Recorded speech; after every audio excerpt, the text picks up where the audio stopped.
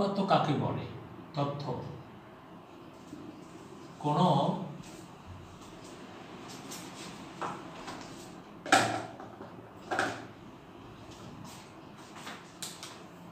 মাধ্যম হতে তথ্য কোনো মাধ্যম হতে আমরা যে খবরাখবর পেয়ে থাকি, আমরা যে খবরাখবর পেয়ে থাকি তাকে তথ্য বলে। যেমন বাংলাদেশের প্রায় সকল জেলায়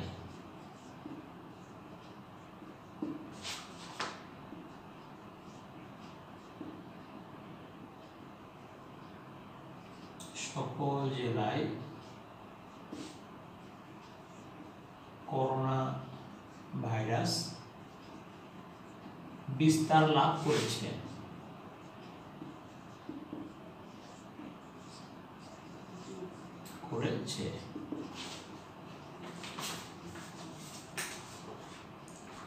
শিক্ষার্থীবৃন্দ, উপাত্ত হচ্ছে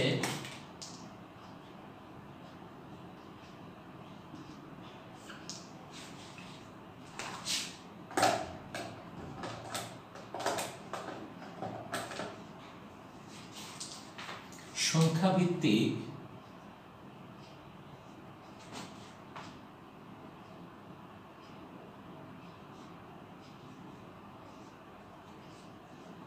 তথ্যকে উপাত্ত বলে। যেমন বার্ষিক পরীক্ষায়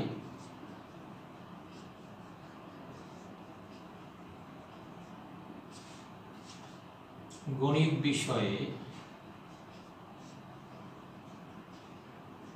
5 জন শিক্ষার্থী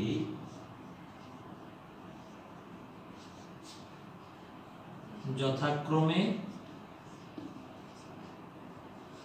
99, 92, 95, 84, 90 নম্বর পেয়েছে। শিক্ষার্থীবৃন্দ, আমাদের এই উপাত্ত আবার দুই ধরনের, একটা বিন্যস্ত আর একটা অবিন্যস্ত। তো বিন্যস্ত উপাত্ত হচ্ছে যেখানে সংখ্যাগুলো সাজানো থাকবে, সেটা হতে পারে মানে অধক্রমিক, হতে পারে মানে ঊর্ধ্বক্রমিক।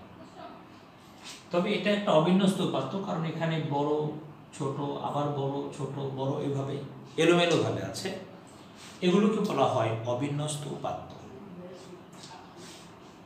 এরপরে শিক্ষার্থীবৃন্দ আমরা আলোচনা করব, এরপরে আলোচনা হলো ক। ক হচ্ছে প্রাপ্ত নম্বরের সরাসরি গড়। এখানে সরাসরি গড়ের ব্যাপার যেটা জানা আছে, সরাসরি গড় সমান উপাত্তগুলোর যোগফল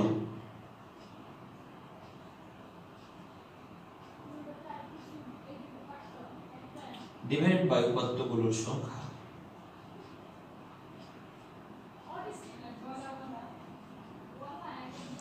শিক্ষার্থীবৃন্দ, আমাদের এখানে উপাত্তগুলোর যোগফল মানে সবগুলো সংখ্যা আমরা যোগ করে যেটা পাবো সেটাই বসিয়ে দিব। তো এটা আসবে 1875। শিক্ষার্থীবৃন্দ, আপনারা যদি সবগুলো যোগ করে দেন, 25 দিয়ে ভাগ করেন, তাহলে এটা পাবেন 75, 75 এত নম্বর। তো শিক্ষার্থীবৃন্দ, এখানে একটা কৌশল আপনাদেরকে বলে ফেলি, যদি করতেই হয় অঙ্কটা, তাহলে আপনি 25টা সংখ্যা একবারে যোগ করতে পারলে দ্যাটস ওয়েল অ্যান্ড গুড, সেটা ভালো। তবে ভুল হতে পারে, এই জন্য আপনি 5টা যোগফল করতে পারেন। এটা প্রয়োজন হলে পেন্সিল দিয়ে লিখে শেষে রাবার দিয়ে মুছে দিন, এই 5টা এই 5টা এই 5টা, 5টা রেজাল্ট আসবে, সেই 5টাকে আবার যোগ করবেন। তাতে সুবিধা কি, ধরেন এটা হয়তো কোনো কারণে 380 হলো, পরেরটা হয়তো 385 বা 90 হলো, এগুলো সবই দেখবেন 400-র কাছাকাছি আছে। হঠাৎ যদি একটা দেখেন হয়ে গেছে 7052, তখন ভাববেন কি আপনার হয়তো এমন হয়েছে 63 যোগ 75, মাঝখানে যোগ চিহ্নটা পড়েনি, এমনও হতে পারে। সো আপনি 5টা আলাদা যোগ করে আবার যোগফলগুলোকে যোগ করতে পারেন। তারপরে দুইবার যাচাই করতে পারেন। আর যদি আপনি ক্যালকুলেটরে যথেষ্ট পারদর্শী হন যে স্যার আমি একটানাই 25টা যোগ করতে পারি, that is no problem. If you are well then no problem. যদি পারেন তাহলে ভালোই, এত নম্বর এটা। এরপরে আমরা করব খ নাম্বার। এরপরে আমাদের শুরু হয়ে যাবে 9 খ নাম্বার। তো শিক্ষার্থী বন্ধু আমরা এটা করে ফেললাম, এখানে আমাদের আর কোনো সমস্যা রইল না। ঠিক আছে, আপনারা ভালো থাকবেন। আর হ্যাঁ, আমাদের চ্যানেলটা যারা এখনো সাবস্ক্রাইব করেন তারা সাবস্ক্রাইব করে ফেলবেন। করে ফেললে আপনি আমাদের ক্লাসগুলো পেয়ে যাবেন। যে কোনো সময় ক্লাস হোক না কেন আপনার কাছে ক্লাসগুলো পৌঁছে যাবে, এই সুবিধাটা নিতে পারেন। আর এই ক্লাসগুলো যতটা বেশি সম্ভব ছড়িয়ে দিবেন অনেকের মাঝে, তাহলে সবাই উপকৃত হবে। সেই প্রত্যাশা নিয়ে আমরা আজকে আমাদের ক্লাস শেষ করছি। আর আরেকটি কথা বলে রাখি শিক্ষার্থীবৃন্দ, আমাদের দুটো আইটেম আছে। একটা হচ্ছে অসাধারণ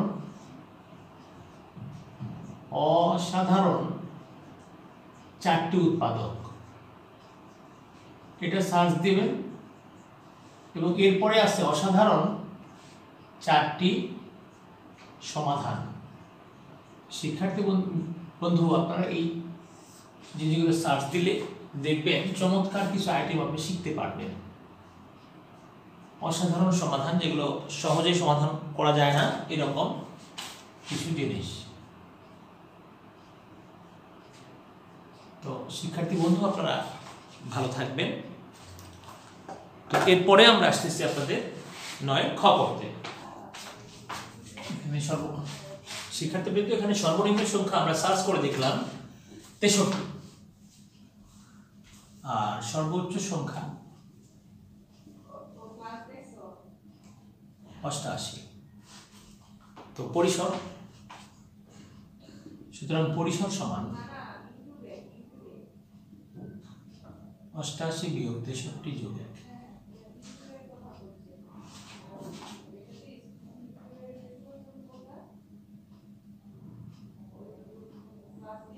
সুতরাং শ্রেণীব্যাপ্তি 5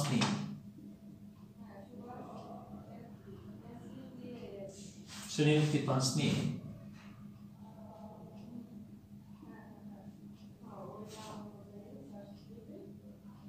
শ্রেণীর সংখ্যা সমান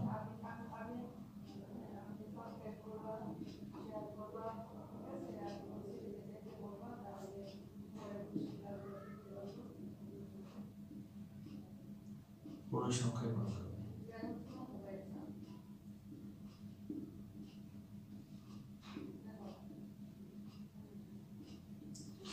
তো আমরা শ্রেণী ব্যবধান 5 দিয়ে ফেললাম, অসুবিধার কিছু নেই। তো যাক, এখন আমরা করে ফেলি।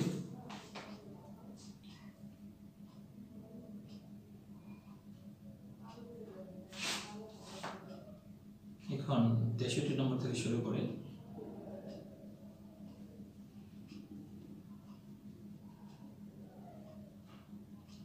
করে শ্রেণী ব্যবধান 5 নিয়ে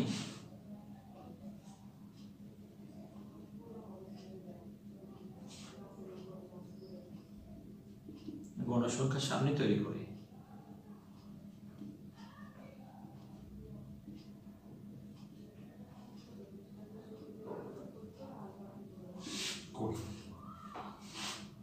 তো শিক্ষার্থীবৃন্দ আমরা একটা সারণী তৈরি করে ফেলি। তো এটা শ্রেণী বিভাগ, নম্বরের শ্রেণী বিভাগ।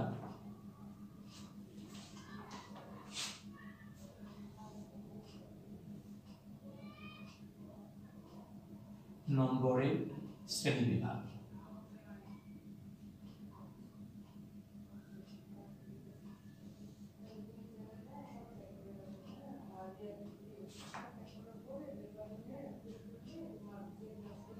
শ্রেণীর মধ্যবিন্দু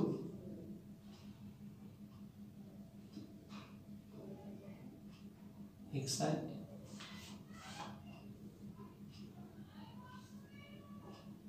গণসংখ্যা fi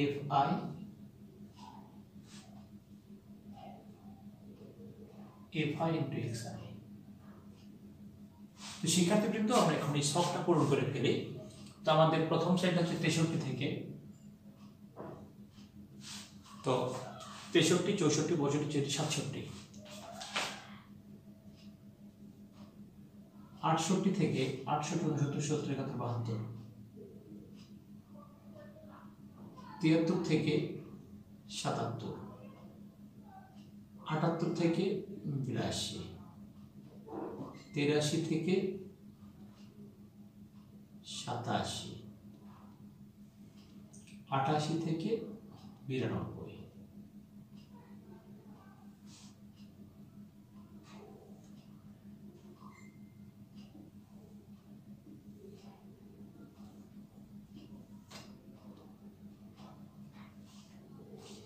এবার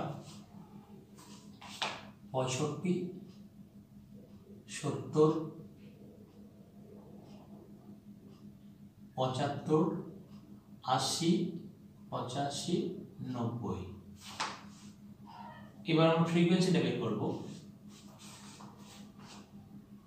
তো শিক্ষার্থী বন্ধু আমরা কিভাবে ফ্রিকোয়েন্সি যে কোনো সময় আছে এখানে ট্যালি একটা ঘর দিলে ভালো হয়।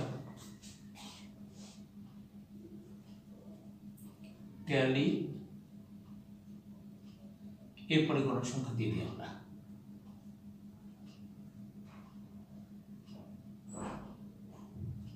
যাই হোক শিক্ষার্থী বন্ধু আমরা 72 পেলাম, 85 78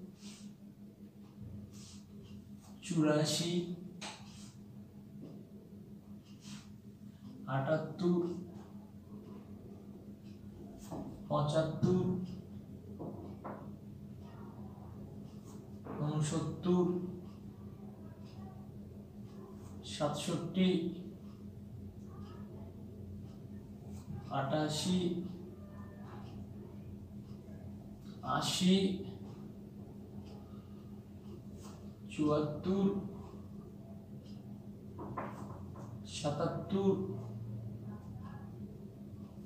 79 69 74 73 83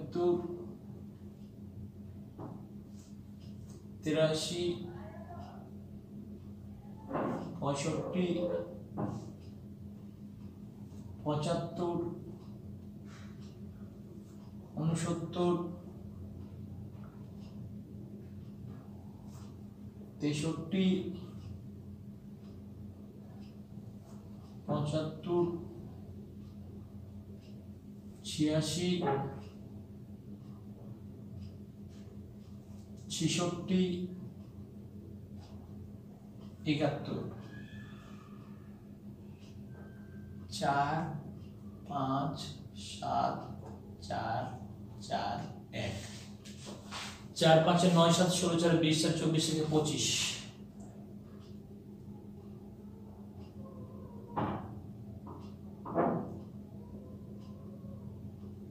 25। তো শিক্ষার্থী বন্ধু এখন আমাদের গড় নির্ণয়ের জন্য গুণ করতে হবে xi 65 গুণ 4 130 260 350 এটা কি মেশিন দিয়েও করতে পারেন by help of calculator you may do. 5 7 35 এর 5 7 হলো 3 7 7 49 3 52 320 340 90 সামেশন fi xi এটা সমান কি হবে আমরা সবগুলো যোগ করে দিব। যোগ করলে যে উত্তরটা আসবে সেটা এটা আমাদের by the help of calculator করতে হবে।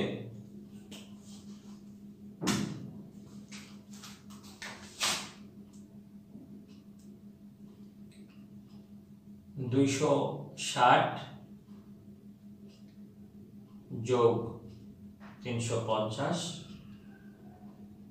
যোগ 525 যোগ 320 যোগ 340 যোগ 90 1885। তো জানা আছে গড় সমান জানা আছে গড় সমান fi(xi) summation fi(xi) by n। তো শিক্ষার্থী বন্ধু এখানে একটা প্রতীক ব্যবহার করা থাকে i = 1 থেকে i = k পর্যন্ত। তো এটা না দিলেও চলে, তবে এটা সারা বিশ্বেই গড় ব্যবহার করার জন্য এই সূত্রটা এইভাবে ব্যবহার করা হয়। এখানে সামেশন fi দিলেও হয়, n দিলেও হয়। তো এই জন্য i = 1 থেকে i = k, এখানে শুধু k লিখলেও চলে, i লিখতে হবে এর মানে নাই। i = 1 থেকে k, ধরো এটা 1 আর এখানে k মানে 1 2 3 4 5 6, যে কয়টা শ্রেণী সেটা হলো k এর মান। এটা এমনি দেওয়ার জন্যই দেওয়া, অ্যাকচুয়ালি হিসাবটা এরকম 1885/25।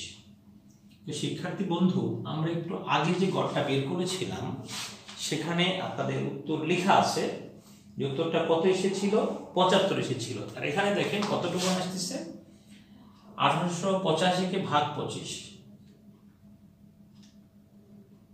তো শিক্ষার্থী বন্ধু আসছে 75.4।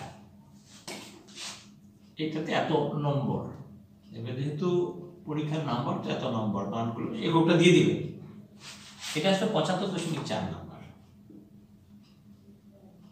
তো শিক্ষার্থী বন্ধু আমাদের কথাটা কোথায় ছিল? কথাটা ছিল এই যে সাধারণ গড় আর এই যে শ্রেণীবদ্ধ করে সারণী গঠন করে যে গড়, সেই গড় কখনোই এক হবে এমন আশা করা যাবে না, হলে খুবই ভালো, কিন্তু একটা সিস্টেমে ফেলালে সেইটা আর একটা মূল ফিগার সাধারণত কখনো এক হবে না।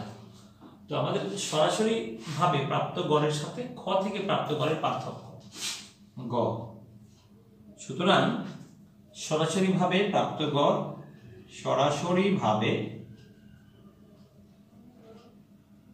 প্রাপ্ত গড়ের সাথে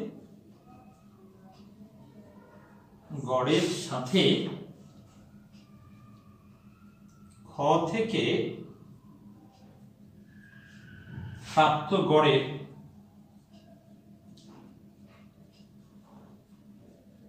পার্থক্য 75.4 বিয়োগ 75 বা 0.4 নম্বর। উত্তর 0.4 নম্বর।